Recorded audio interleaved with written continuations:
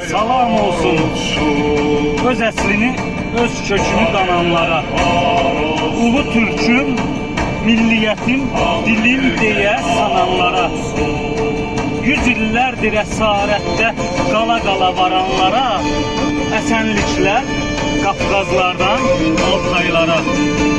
Kumsal bilməm, solğun bilməm, gəlirəm mən.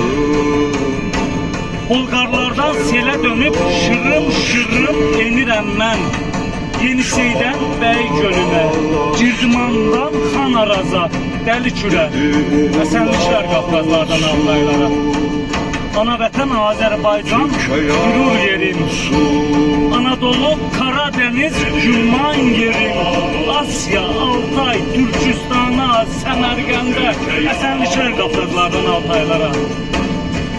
Karabalık toz dumana bürüyübdür yeryüzünü. Karabalık toz dumana bürüyübdür yeryüzünü. Boz kurtların ulaşarak söyleyirler sert sözünü. Bereldərək göz gözünü, ayıları qovur çaha.